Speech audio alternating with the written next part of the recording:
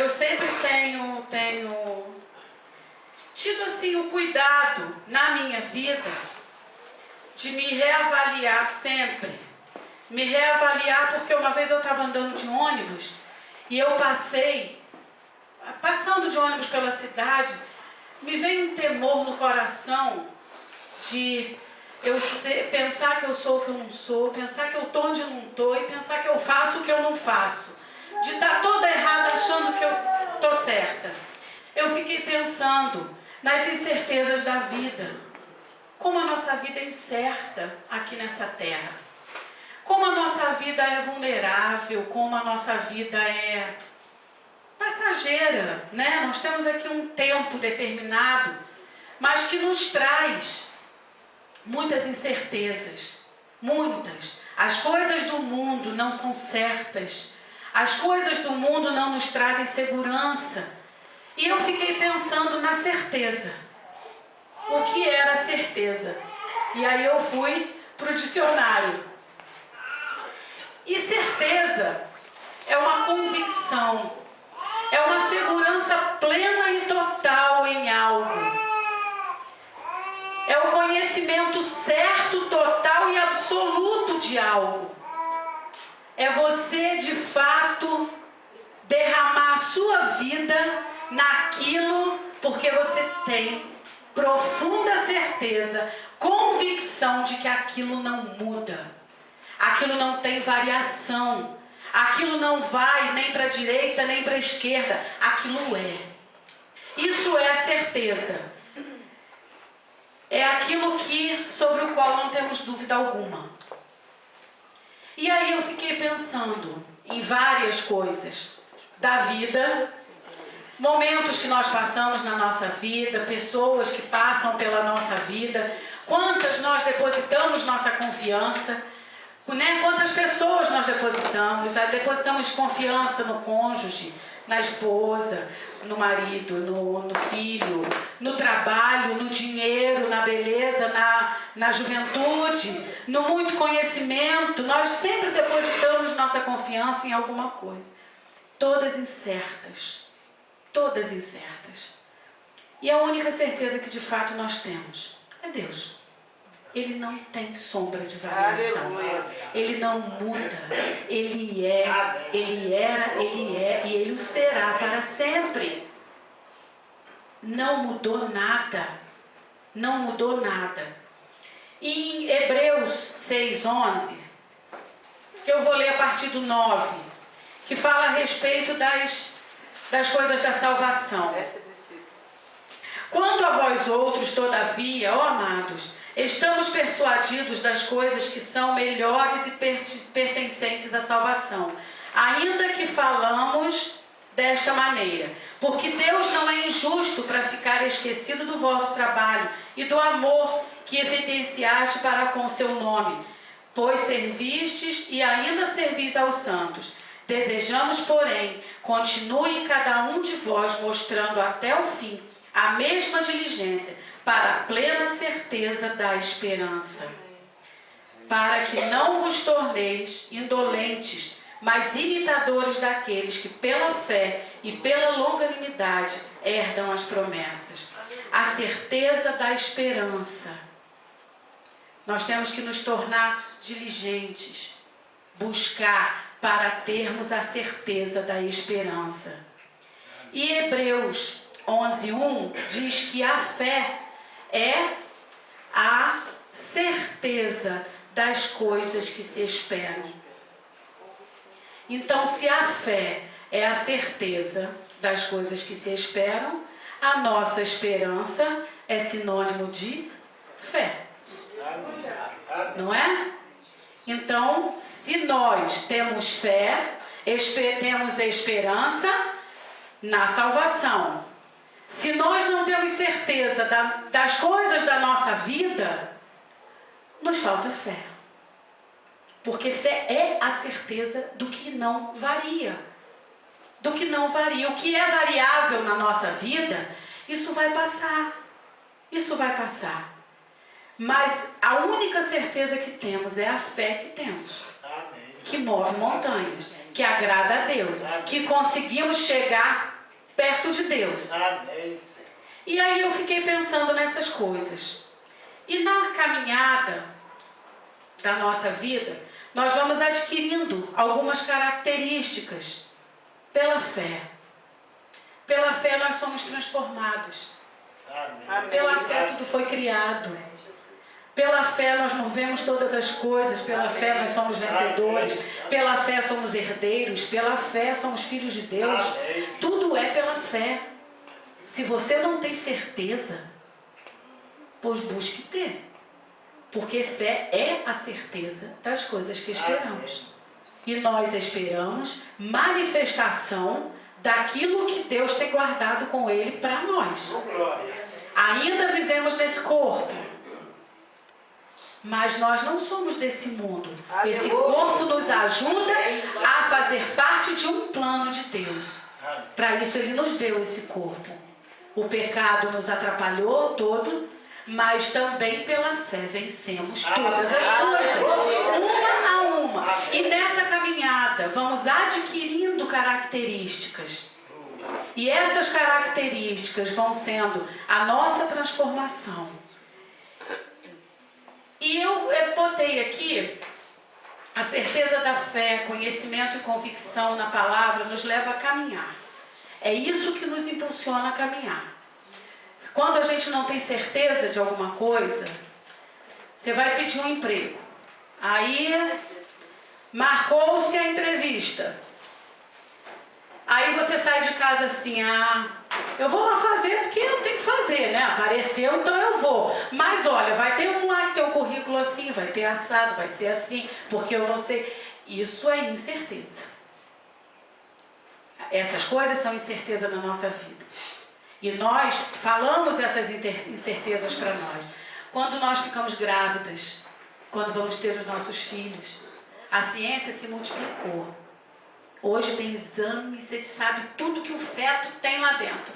Se tem problema cardíaco, se não tem. Tem até médico que já faz a cirurgia no neném já na barriga. Muitas coisas evoluíram.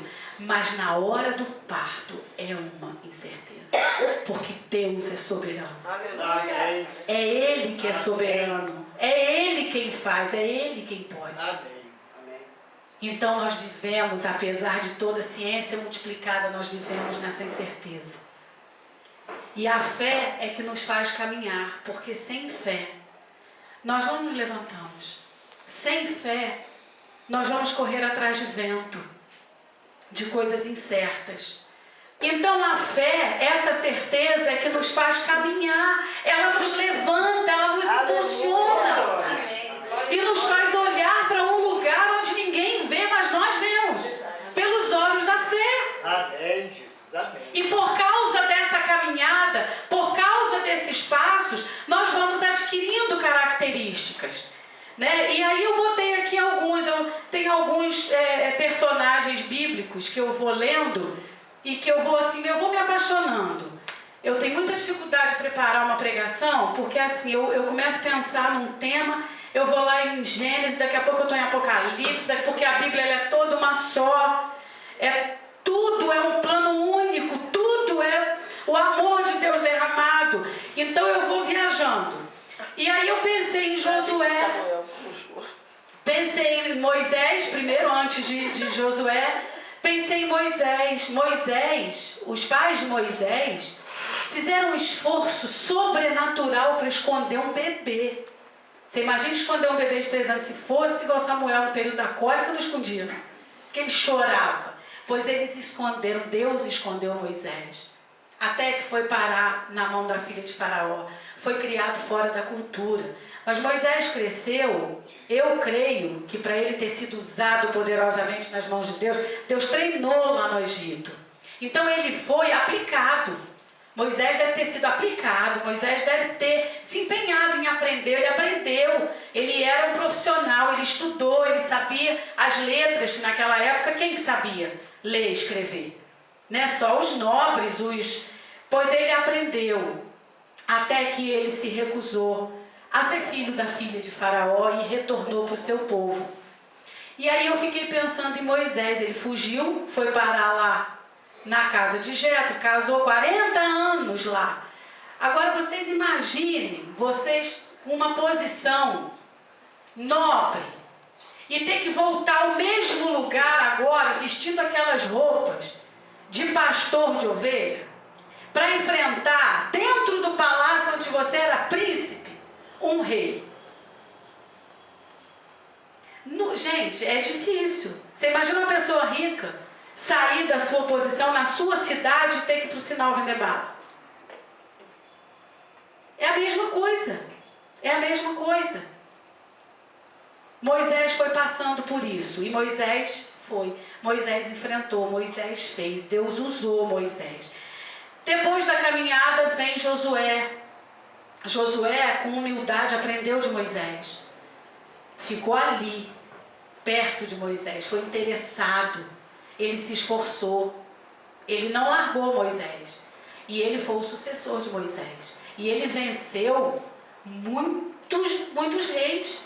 Ele venceu muitas batalhas. Muitas batalhas. Deus apareceu para ele, falou com ele. E ele foi quem refez a aliança que tinha se perdido. O povo saiu do Egito todo misturado, né? Ainda muitos com amuletos, muitos com aquela cultura, muitos. Ele refez ali. E foi ele que disse: vocês querem servir a qual Deus? Eu e minha casa serviremos ao Senhor. Amém. E ele pôs ali um limite. Esse foi Josué, que derrubou as muralhas de Jericó, dando aquele monte de volta, gritando, né? E aí, Moisés foi dotado também de uma paciência, gente, treinado com as ovelhas. Isso tudo foi conquista de característica ao longo da caminhada. Cada passo foram conquistando a paciência, o esforço, o aprimoramento de Moisés em conhecimento, a humildade, o interesse e esforço de Josué. Os pais de Moisés que perseveraram, foi perseverança. Você imagina quantos anos perseverando? Em oração, crendo. Era uma certeza profunda que os pais tinham. Profunda. De saber que havia algo além daquilo ali. Eliseu desenvolveu uma perseverança, uma insistência. Ficou ali, Elias mandava ele embora e ele não ia não. Tão certo como vive o Senhor. Aqui eu vou ficar e vou permanecer. Por 3 vezes Elias mandou embora. Vai, meu filho, porque eu daqui a pouco vou ser tomado. Então vai. Eliseu ficou. Até que Elias falou: bom, o que você quer então? E ele pediu a porção. Elias ainda olhou para ele e falou assim: meu Deus, coisa dura pedir. Dobrada, coisa dura pediste, mas vai lá, toma aí o manto. Passa-lhe o cajado. Mas Eliseu desenvolveu ao longo da caminhada, ele desenvolveu perseverança. Foi desenvolvendo. Ruth era para ter ido embora também. Por que Ruth ficou com Noemi, gente? Não tinha a menor razão de Ruth ter ficado. Morreu todo mundo. Noemi sozinha. Por que Ruth ficou com a sogra que não tinha nada para oferecer? Pois Ruth falou com ela: onde quer que fores, eu irei. Onde você morrer, eu vou morrer. Teu povo é o meu povo. Teu Deus é o meu Deus. E ali ficou Ruth. E foi caminhando. Ruth desenvolveu um amor pela sogra, pelo povo, pelo Deus. Ruth não era do povo. Mas Davi, pai de Davi, e Davi vem da linhagem de Ruth. Vem dessa linhagem. Porque ela perseverou. Ela ficou, ela insistiu, ela permaneceu. Ela tinha uma certeza dentro dela. Eu não acredito que Ruth tivesse tido visão nenhuma de nada que vinha da montanha, nem de nada. Eu não acredito. A Bíblia não relata isso. Mas Ruth tinha uma certeza dentro dela: é aqui que eu vou permanecer. É com essa casa, com essa família, com esse povo, com esse Deus. Amém. E depois, vocês conhecem a história de Ruth, se não conhecem, vão lá no livro de Ruth, é um livro pequenininho. E ela se casou com Boaz e aí veio na linhagem de Jesus, né? E ela desenvolveu esse amor. Davi era rejeitado. Davi não tinha a menor importância no meio da família dele. Davi não era o guerreiro do Deus Saul. Davi não era alto, bonito, forte, que tinha todas as condições para ser capitão de exército. Davi não tinha nada disso. Quando Samuel foi para ungir, que Deus mandou ungir, os únicos apresentados foram os outros, Davi não. Mas Deus falava com Samuel, que era profeta. Tem um aí. Não atente para os teus olhos não, porque eu não vejo como você vê. E aí mandaram chamar. Eu acredito que o pai de Davi deve ter ficado segurando o máximo, né? Porque ele devia achar aqueles outros muito lindos, já eram soldados, já eram. E aí eu imagino que ficaram segurando o coitado do Davi lá no pasto, com aquela harpa no meio daquelas ovelhas. Hoje nós temos uma quantidade de banho muito frequente, naquela época não era. As roupas não eram lavadas com sabão. Você faz ideia do cheiro que Davi não tinha. Os cabelos grandes. Mas Deus mandou chamar Davi. Mas Davi, antes de ser rei, Davi desenvolveu a melhor coisa que se pode desenvolver numa caminhada: a adoração. Amém. Davi, ele ficava tão só que ele falava com Deus, porque ia falar com quem? Ou era Deus ou era as ovelhas. Então ele foi desenvolvido nele uma característica de adorador. E ele fez os salmos lindos, e ele clamava, e ele orava, e ele cantava com aquela harpa. Mas quanto tempo Davi levou até que fosse rei? Até que fosse rei. Depois ele foi desenvolvendo outras características. Davi virou um grande guerreiro, né? Venceu muitas batalhas, Deus ungia. Davi conquistou Jerusalém. Hoje Jerusalém está aí disputada, mas Jerusalém foi conquistada lá atrás. A cidade do grande rei. Aleluia. Foi ele. Então ele foi desenvolvendo. E eu vou dizer uma coisa para vocês, gente: a caminhada de Deus não é de um dia, não. Também não é de um ano, não. Também não é de 10 anos, não. A caminhada de Deus leva o tempo que precisar. Só que nós vivemos num mundo hoje em que os botões se apertam e as coisas acontecem. E quando você não quer mais, o que acontece com o botão? Você aperta qual? Deletar. E muda o foco. Essas características desenvolvidas por essas pessoas, elas levaram tempo. Elas levaram uma caminhada. Eles caminharam, eles andaram, eles passaram por muitas coisas. Não foi fácil para Ruth permanecer com a sogra sem um marido. Nem ela, nem as outras cunhadas, nem a sogra. Ninguém tinha marido. Naquela época, marido precisava, era cultura. Imagina se hoje ainda é a mulher sozinha, ainda é muito discriminada. Imagina lá atrás. Não foi fácil para Ruth, não. Não foi fácil para Davi ficar fugido, ser rejeitado pelo pai, pelos irmãos. Não foi fácil, não. Não foi fácil para Moisés. Não foi fácil para Josué. Não foi fácil para nenhum deles, foi fácil. E teve uma caminhada.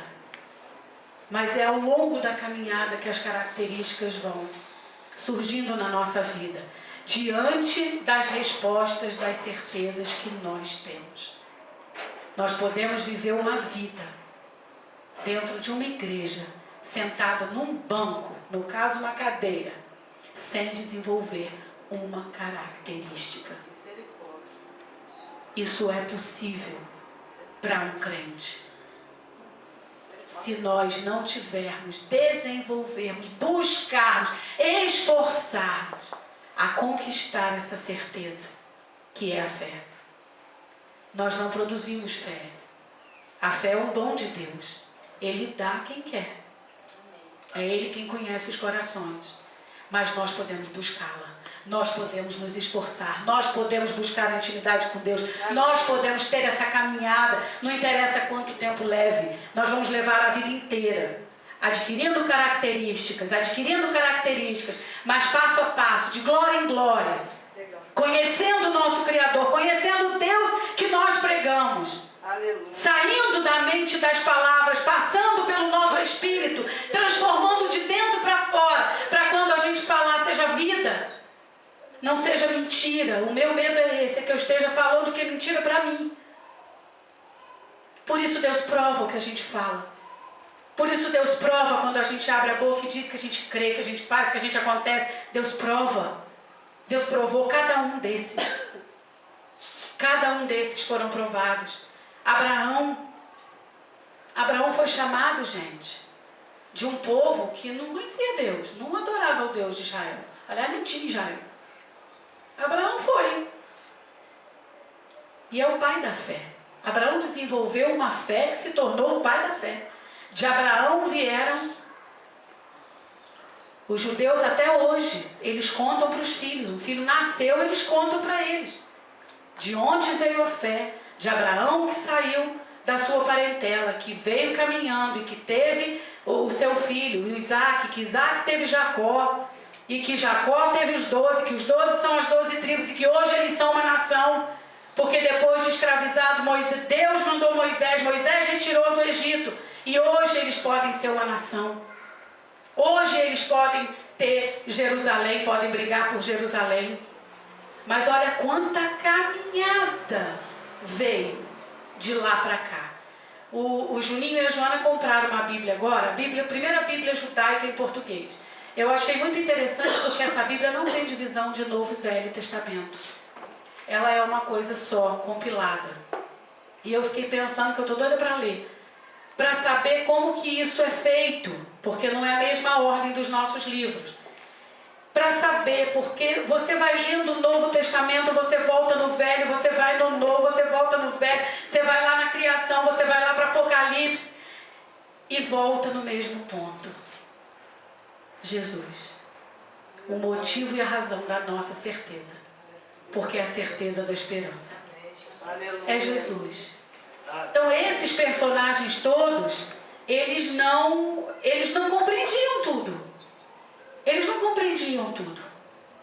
Moisés, até que voltasse para o Egito, que Deus falasse com ele o que ia acontecer, a única coisa que eu acho que passava pela cabeça de Moisés é que ele era hebreu, criado no palácio egípcio, com aquela cultura, matou um egípcio para poder salvar o do povo dele e foi fugido. Até que Deus falasse. Ele não compreendia tudo. Como eu acredito que quando ele morreu, foi levado por Deus, ele também não foi sabendo tudo que viria para frente. O Velho Testamento, eles não sabiam tudo o que ia acontecer em Cristo Jesus, como se daria. Ruth, quando decidiu ficar com Noemi e acompanhá-la, ela não sabia o desenrolar da história, que encontrar Boaz, que ia ter um filho, e que da linhagem dela ia ter Davi, que é... Ela não sabia de nada disso. Raabe era uma prostituta de Jericó. Jericó era um reino muito mau, era um reino pesado. Todos eram, mas Jericó não era mole não. E ela era uma prostituta. Você imagina, eu fico pensando nos dias de hoje, como que a coisa acontece hoje, como que era lá atrás. Uma prostituta nesse tempo do Velho Testamento, onde as mulheres... E Josué manda os espias. Raabe, ela era inconformada com a vida dela. Ela era inconformada com aquilo tudo. E Raabe era destemida. Ela era corajosa. Então ela acolhe esses espias. E Raabe faz parte também da linhagem de Jesus. Mas ela desenvolveu, foi desenvolvendo. Quando ela escutou do Deus de Israel, quando ela conheceu Salmão e o outro, quando tudo foi passando, algo foi mudando dentro dela. E ela foi salva, Deus salvou Raabe. E ela permaneceu com o povo. Amém. Nenhum desses tinham noção de que hoje estariam pregando. Nenhum desses. Nenhum desses tinham noção de que fariam parte do livro mais popular do mundo. Nenhum desses podia imaginar onde é que aquela vida simples de cada um deles fosse dar. Nenhum deles. Mas eles tiveram uma certeza. Eu vejo às vezes gente que nem conhece Deus assim, mas luta por coisas que são convicção na vida deles. É uma força. Gente, a certeza na nossa vida traz uma força, traz uma capacidade de nos mover. Nós nos movemos, a gente vê gente se mover pelo social, se mover por uma causa. Uma certeza, seja ela qual for, ela move. Ela tira você do lugar onde você traz, ela traz um movimento para a sua vida. E hoje a gente vive um mundo apático. Porque hoje, qual é a certeza de hoje? Nada. Hoje se casa pensando no térreno. Hoje começa-se um trabalho, antigamente entrava-se numa empresa e ficava até morrer. Até morrer, se aposentava naquela mesma empresa. Hoje já se entra num trabalho olhando o outro trabalho, porque vai ganhar R$100 a mais, porque vai... Nada é constante no mundo de hoje. Nada é constante. E a certeza, ela é contrária à inconstância. Quem tem certeza de alguma coisa não tem inconstância naquilo ali. Não pode ter, senão não é certeza. Mas hoje todas as coisas são inconstantes. Hoje você cria um filho, o filho ouve o que a mãe diz, aquilo não entra, é pai contra filho, filho contra pai, os casamentos desfeitos, filhos abandonados. Eu já estava falando lá atrás com a mamãe, a gente estava conversando. As mães hoje, que as mulheres são mais sensíveis, né? Nasceram para... Ela que educa, né? As mulheres que educam. Hoje não, hoje se transfere. Transfere para a escola, transfere para a igreja, transfere para a babá, transfere para o vizinho, sei lá. Mas hoje se transfere. Mas quando a gente tem uma certeza, a gente é movido. Isso eu posso garantir. Se você tiver uma certeza na vida, você se move. Esse esforço de Moisés, essas características adquiridas no caminho, com Deus, Deus não rejeita. Deus vai usar. Existe um plano maior. Eles não sabiam. Eles não tinham ideia desse plano maior. Como nós também não temos toda a revelação. Mas em Cristo Jesus nos foi aberto algo aos nossos olhos que nós podemos vislumbrar um plano perfeito de Deus para nós. Perfeito, sem sombra de variação. Assim como Moisés foi diligente no aprender, assim como Josué foi humilde e esforçado, assim como Raabe foi inconformada com a própria vida, assim como Ruth foi insistente, Eliseu perseverante, assim temos que ser nós na fé. Aleluia. Ter uma certeza inabalável, porque Deus não muda. O que mudam são as nossas circunstâncias. O que muda é a nossa alma. Ontem a gente estava vendo aqui uma palestra sobre ansiedade, sobre depressão. Gente, são tantas variáveis. São tantas coisinhas. São tantas coisinhas que vão nos mudando. Tanto detalhezinho de vida que abala aqui, muda para lá. Agora eu não quero, agora eu quero. Agora Deus é bom, agora Deus me abandonou. Agora eu vou na igreja, agora eu estou cansada. Agora não, agora eu estou forte, eu estou num período ótimo para trabalhar para o reino. Agora eu tenho todas essas características ali na frente. Eu me abalei. Ah, não, tem gente para ir. Vai, eu vou ficar. Eu vou orar. Aí tem um período que você é forte para orar de madrugada. Tem período que só a graça. Tem período que você lê a Bíblia num pique só. Tem período que passa dias e você não consegue. Assim somos nós. E assim eram eles. Assim eram eles. Tanto era assim que Moisés foi abalado, ficou no estresse profundo. No estresse profundo com aquele povo atrás dele, que feriu a rocha que não era para ferir. E não entrou na terra prometida. Moisés não entrou na terra prometida. Foi quem Deus levantou, quem Deus preparou, que usou todo o seu conhecimento, falava direto com Moisés, foi o único que falava com Deus assim, levou, arrancou milhares e milhares de pessoas do Egito, foi o maior líder que a história já viu, e não entrou, pasmem, mas ele não entrou na terra prometida. Porque ele sofria das variações da alma. Davi então foi aquela bolinha que nós enchemos com uma negativa, mas foi Davi. Davi foi ungido pelo profeta Samuel. Profeta naquela época, não é igual agora que a gente escolheu os profetas, não, que a igreja não reconhece, que tem esse mundo de falso profeta. Profeta, quando falava em nome do Deus vivo, onde ele chegava, ele era a presença de Deus. Davi foi ungido. Pois Davi, quando conquistou Jerusalém, se assentou naquele trono, com aquela coroa, que eis que acontece, eis que surge uma mulher. Batseba. E aí vocês sabem a história.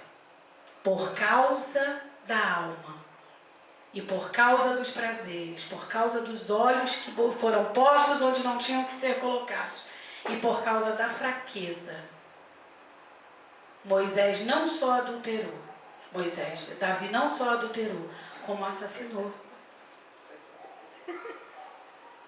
São pecados, não foram assim fraquinhos, né? Foram pecados. Botar o amigo na frente de batalha para morrer, para você ficar bem. Quantas vezes nós fazemos isso? Nos escondemos. Quantas vezes nós ficamos calados ao ver uma injustiça, porque senão nós vamos nos prejudicar? Somos conformados com esse século. Damos um jeito e ainda achamos esse jeito, achamos que Deus não percebeu não, que a gente está aqui, damos as nossas desculpas. Quantas vezes escondemos as nossas fraquezas? Isso é incerteza. Porque Deus não tem variação. Se Ele diz que perdoa, porque perdoa. Se Ele diz que nós temos que confessar os pecados, é porque nós temos. Quantas vezes as características não são visíveis na nossa vida pela caminhada, porque nós não nos deixamos tratar, porque nós nos escondemos, porque nós achamos que nós somos o que nós não somos. Você já pensou se Moisés voltasse na força dele, ou do jeito dele? De cima para baixo? Teve que ser do jeito de Deus. Teve que ser da forma de Deus. Senão a gente não conquista. Essas pedras que estão aqui são as características. Todas essas que a gente viu, perseverança, intimidade com Deus, são características desenvolvidas ao longo da nossa caminhada. Quando nós temos certeza, quando nós não temos, quando a nossa fé, não é fé grande, fé pequena, não é isso não. É crer somente. Também não é porque a gente fica triste que a gente falhou na fé. Não é isso não. A gente é mesmo movido com essa alma, isso faz parte da gente. Mas essas características ao longo da nossa caminhada, elas vão aparecendo, e lá na frente, quando a gente olha para trás, a gente vê que aquilo que nos abalava não abala mais. aquilo que nos fazia pecar não faz mais. Que aquilo que era desejável aos nossos olhos não é mais. Porque nós fomos adquirindo essas características pela fé. É pela fé que é derramado em nós todo o dom de Deus. É pela fé, pela certeza, pela convicção, pela falta de variação. Aqui tem um termo. É o conhecimento certo, total e absoluto de que Deus é Deus. Nós não explicamos Deus, nós não compreendemos Deus, nós nem compreendemos tudo que Deus faz. Mas um conhecimento nós temos, de que Deus é Deus. Absoluto, único, total, verdadeiro. Porque Ele é o conhecimento. Se nós adquirimos amor ao longo da caminhada, é porque Ele é amor. Se nós adquirimos fidelidade ao longo da caminhada, é porque Ele é fiel. Se nós adquirimos perseverança ao longo da caminhada, é porque Ele tem perseverança. Ele nos dá, Ele é. Todos os atributos de Deus são derramados na nossa vida para que possamos vencer. E foi derramado em Cristo Jesus, que é a nossa esperança. A certeza da nossa esperança. Se nós não temos essa certeza de que a nossa esperança está em Cristo Jesus, nós não temos essas características. Porque essas características, elas nos fazem parecer com o nosso Deus.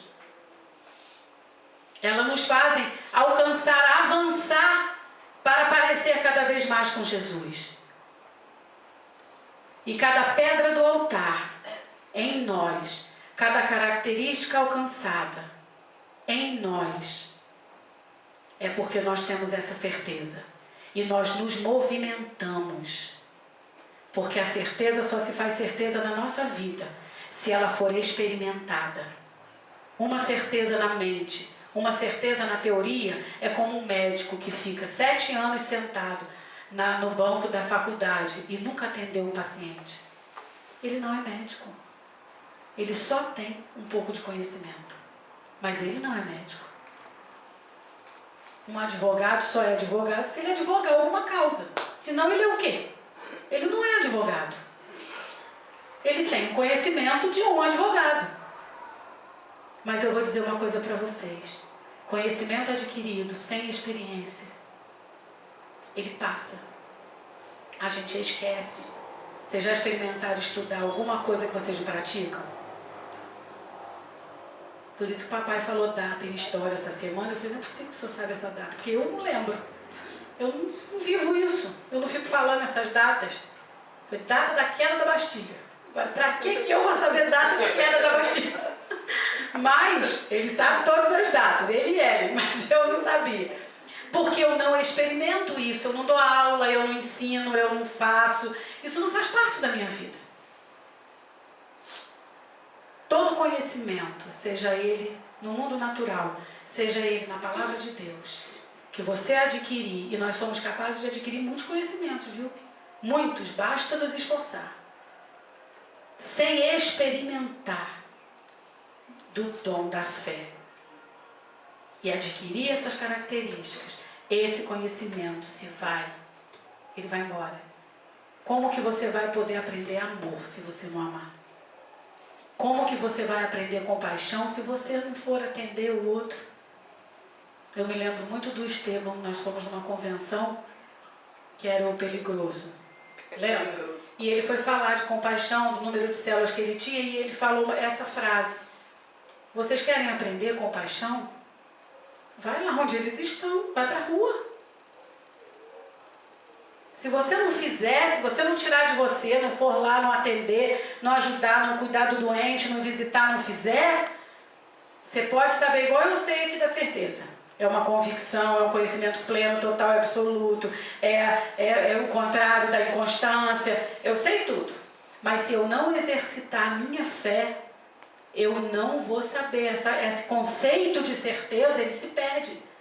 Aí ele vai para a certeza do mundo, que é variável. Antigamente não podia comer ovo, só podia comer um por semana. Agora, meu filho, não está de comer ovo, porque é o segundo melhor alimento do mundo. Depois do leite materno vem o ovo, mas não podia comer. Juninho, que gostava de ovo, era uma luta, porque como é que eu ia dar ovo todo dia para ele? Então essas incertezas, isso é um conhecimento científico. Mas olha como muda. E doutrina muda também, viu, gente? Doutrina de homens muda. Muda também. Hoje pode, amanhã não pode.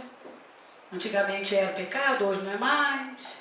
Isso tudo é doutrina de homem. Mas a palavra de Deus, essa não tem variação. O que é. O que está aqui está. O que não está, não está. O que Deus disse, disse. Ele não vai mudar. Essa palavra não vai variar até o fim dos tempos. Até que Jesus volte. Até que a igreja seja tirada. Mas para que nós possamos subir, nós precisamos ter essa certeza. Convicção, sem sombra de variação, sem inconstância. Conhecimento total e absoluto daquilo que cremos, em quem cremos. O Deus que servimos. Quando a alma fizer uma bagunça, porque ela faz, e a gente está sujeito a essa variação, nós temos um lugar em Deus, para que isso seja posto aos pés de Jesus. E que Ele olhe para a gente de novo e fale assim, está consumado. Eu já fiz, eu já morri, eu já completei. As suas fraquezas, essas já estão comigo. Levanta e anda. Vai para o caminho, porque você vai adquirir características que eu vou precisar para um plano muito maior. Amém. Aleluia. O plano não sou eu, pequenininha, sozinha. Deus tem um plano grande, onde eu faço parte. Eu sou uma pedra da igreja que saiu da rocha que é Jesus. Foi a coisa mais linda que eu já ouvi. Jesus é a nossa rocha, nós somos os pedacinhos que contêm as mesmas características.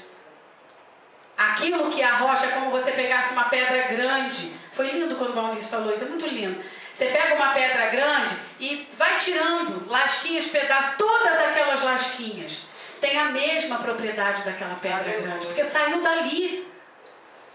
E nós somos assim com Jesus, nós saímos dele e vamos voltar para ele. Mas nesse caminho, de volta para Jerusalém, de volta às raízes da fé, de volta à palavra pura, de volta à intimidade, de volta aos princípios, mandamentos e promessas únicos que Deus tem. Não tem outros. Nesse caminho, muitas coisas, impurezas e lodo que estão agarrados vão ser arrancados.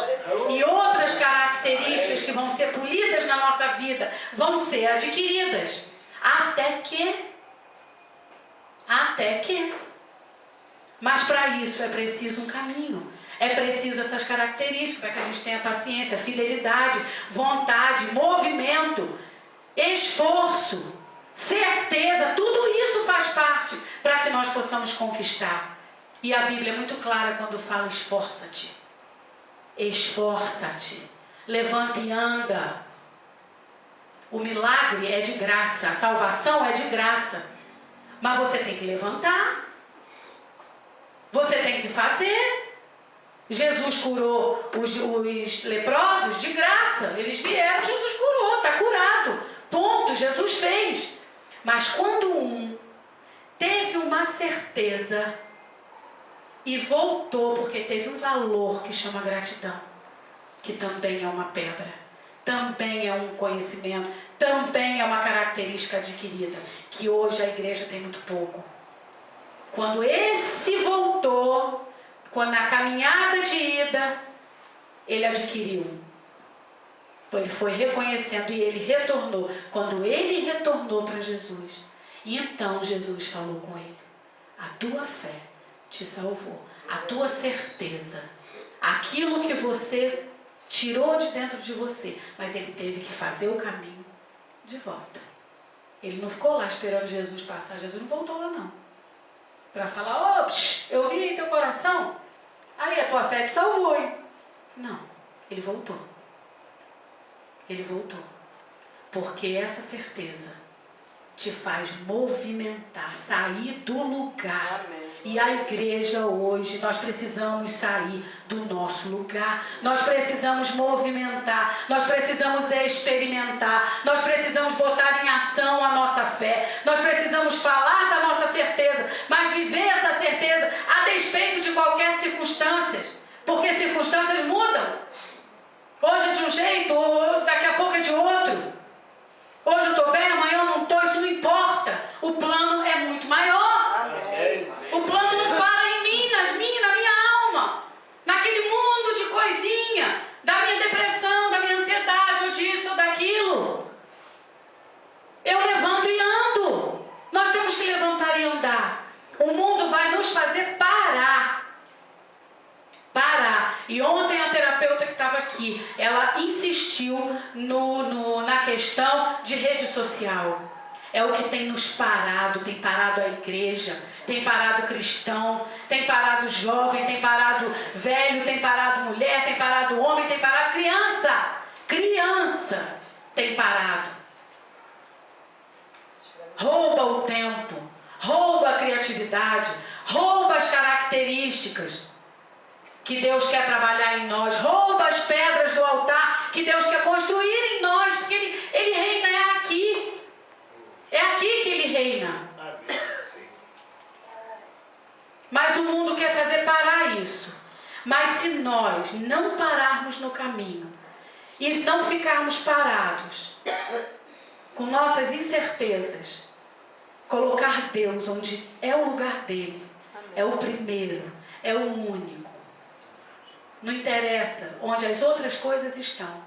Não interessa se todas as coisas para baixo não estão saindo muito bem. Não interessa. Deus tem um lugar. E Ele não sai do seu trono. Ele não muda, Ele não sai do seu lugar. Se nós pudermos olhar e reconhecer onde Ele está, quem Ele é e quem é a nossa esperança, a nossa certeza. Essa fé derramada no nosso coração de tal maneira, gente, que nós vencemos. Aleluia. Eu tenho passado por muitas coisas, mas eu vou dizer uma coisa para você: melhor passar e experimentar do que passar uma vida sem nem provar as delícias de Deus. Muito melhor, muito infinitamente melhor, passaria muito mais só para ter Deus em mim e poder ver Deus agir. Essa igreja aqui nós já vimos Deus agir muito, mas Deus age na vida pessoal. Mas vocês podem estar certos, Ele age na vida pessoal para um plano muito maior, muito maior, muito maior, muito maior. Tudo que Deus quer de verdade é nos levar de volta ao lugar onde Ele planejou, para a sua casa. Deus criou o mundo, formou todas as coisas, formou o homem e deu a ele a mulher, formada por Ele, auxiliadora, ajudadora, inteligente, sensível, linda, para ficar ao lado do homem. E nós abrimos mão desse lugar. Ah, mas foi Adão. Foi Adão lá, mas e nós aqui? Jesus veio para restaurar todas as coisas. Aleluia. E o que nós estamos fazendo com o conhecimento que é total e absoluto e único e verdadeiro, que é Deus? Substituindo pelos meus conhecimentos, pelos meus sentimentos, pelas minhas variações. Assim nós substituímos Deus. Nós não adoramos imagens de pau nem de madeira, mas nós substituímos Deus em muitos aspectos da nossa vida. Muitos aspectos. E a gente pode estar pensando que estamos em um lugar que nós não estamos. E que somos o que nós não somos. E que temos o que nós não temos. E Deus quer restaurar essa igreja. A pastora falou aqui que nós estamos com um avivamento iminente no mundo. Um avivamento iminente na nossa cidade. Um mover de Deus tão grande. Nós estamos vendo surgir jovens que estão se convertendo, e tem os ministérios jovens, são ministérios grandes, gente, de jovens. E eles não ficam parados numa cidadezinha, não, eles estão indo para o mundo. E eles estão falando da presença, do poder de Deus. Eles têm vivido uma intimidade que nós, ao longo da história da igreja, não aprendemos. Mas hoje é o dia, agora é a hora. Para construirmos isso em nós. E Deus quer isso, Deus quer nos levar de volta. Deus quer nos levar para um lugar onde nós nunca deveríamos ter saído. Mas o mundo construiu em nós outras características. E nós permitimos. Porque nós não tínhamos certeza de nada. Porque nem nós mesmos nós tínhamos. Senão nós mesmos não nos fazíamos sofrer. É porque nós não tínhamos nem certeza em nós. Mas há uma certeza que é contrária à inconstância, que é Jesus. Essa fé que nos levará de volta. Deus está restaurando a palavra viva na igreja. Deus está trazendo, Deus está levando para a intimidade, Deus está levantando pessoas, Deus tem feito coisas maravilhosas. E o que nós temos que fazer é buscar essas características de adorador, de fiel, de perseverante, de amor com Deus. Ser apaixonados por Jesus. Deixar que Ele trabalhe em nós, que tire toda a capa que ficou nessa pedra. Nós viramos uma pedra bruta, gente. Tão bruta, que nós somos brutos até no trato com os irmãos. Tão bruta, que perdemos tantas coisas. Nós adquirimos julgamento, nós adquirimos falta de confiança, nós adquirimos autoconfiança, nós adquirimos tudo, que é contrário à palavra de Deus, contrário às pedras do altar. Adquirimos infidelidade. Mas agora é a hora. E Deus nos chama para isso. Volta. Eu quero te levar para casa. De volta. Para a minha presença. Está para ser derramado. Então volta. Porque nós temos um conhecimento. Nós ouvimos a palavra.